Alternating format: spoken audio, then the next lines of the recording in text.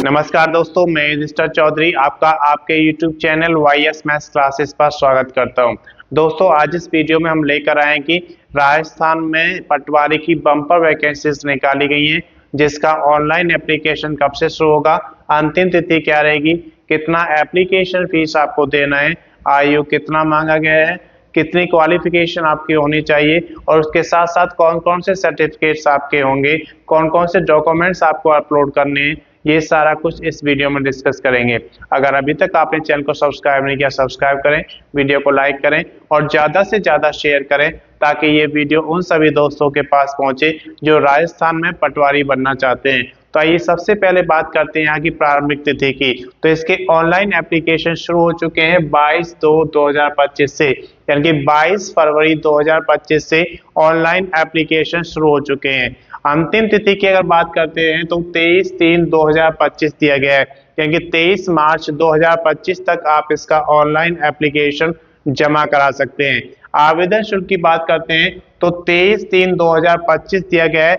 आवेदन कंप्लीट करने की भी यही तिथि है, यहाँ पर 23 मार्च 2025 तक आपको आवेदन कंप्लीट करना है। तो यहाँ पर आवेदन कंप्लीट करते समय जो आवेदन शुल्क आपको देना है वो जनरल और ओबीसी कैटेगरी में अगर आप आते हैं, जिन्हें हम अनरिजर्व या फिर सामान्य जाति कहते हैं, और ओबीसी जिसको हम अदर बैकवर्ड कास्ट या फिर अन्य पिछड़ा वर्ग कहते हैं, अगर इनमें से आप किसी भी कैटेगरी में आते हैं तो आपको 600 रुपये का एप्लीकेशन फीस देना होगा। अगर आप ओबीसी नॉन क्रीमी लेयर के अंतर्गत आते हैं या फिर एससी जिन्हें हम शेड्यूल कास्ट पिछड़ी जाति कहते हैं, या फिर एसटी जिन्हें हम शेड्यूल ट्राइब्स या जनजाति कहते हैं, इसके अंतर्गत आते हैं तो आपको 400 रुपये का एप्लीकेशन फीस देना होगा। यहाँ पे आपसे करेक्शन चार्ज मांगा गया 300 रुपये।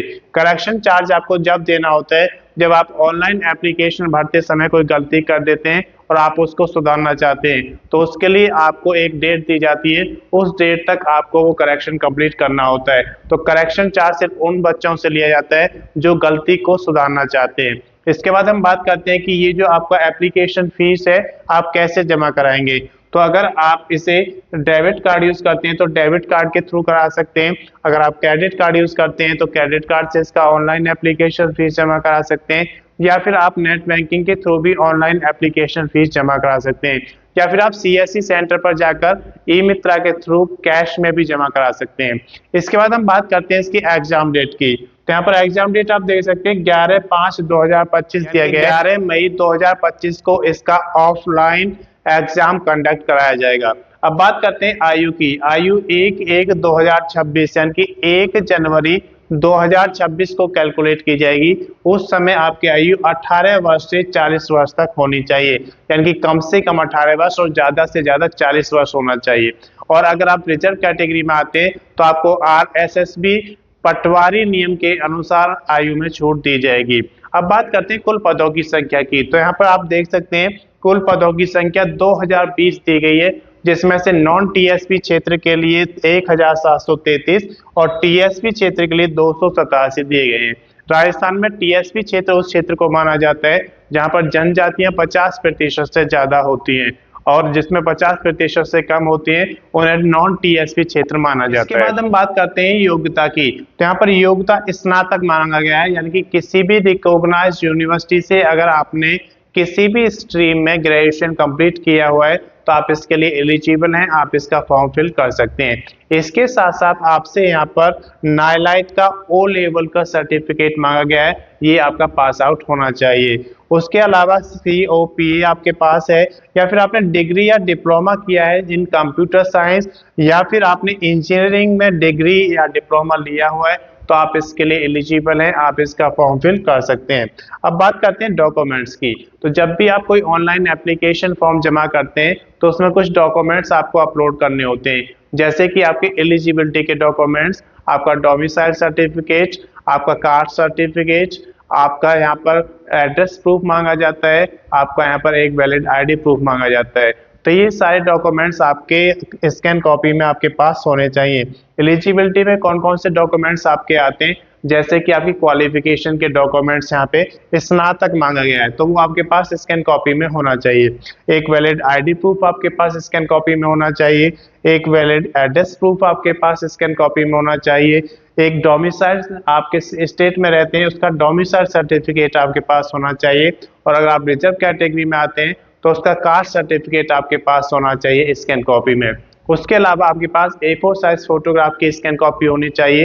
एक पेज पर आप सिग्नेचर करेंगे उसकी भी स्कैन कॉपी आपको अपने पास रखना है। इसके बाद हम बात करते हैं बेसिक डिटेल्स की। तो जब आप ऑनलाइन एप्लीकेशन जमा करते हैं तो उस समय आपको कुछ बेसिक डिटेल्स देनी होती हैं, जैसे कि आपका name, father's name, date of birth, आपका परमानेंट एड्रेस, और अगर मेलिंग एड्रेस चला गया तो आपको वो भी फिल करना होता है। जब ये सारी बेसिक डिटेल्स आपके फिल हो जाती हैं उसके बाद आप उसमें डॉक्यूमेंट्स अपलोड करते हैं। जब डॉक्यूमेंट्स अपलोड हो जाएंगे उसके बाद फोटो और सिग्नेचर अपलोड करेंगे। सारी चीजें फिल हो जाती हैं उसके बाद आप उसका प्रीव्यू चेक करेंगे। प्रीव्यू चेक करने से आपको एक बेनिफिट होता है कि अगर उसमें कोई त्रुटि या गलती आपने की है तो आप उससे सुधार सकते हैं। और अगर प्रीव्यू चेक करने के बाद आपको लगता है कि जो एंट्री आपने की है वो सारी सही है तो आप उसका फाइनल सबमिशन कर देंगे। और फाइनल सबमिशन करने के बाद आप उसका प्रिंट आउट जरूर लेंगे, क्योंकि प्रिंट आउट से आपके पास एक रिकॉर्ड रहता है कि आपने कौन कौन से डॉक्यूमेंट्स उसमें फिल किए हैं, कौन कौन से डॉक्यूमेंट्स उस भर्ती में आपको रेडी रखने हैं।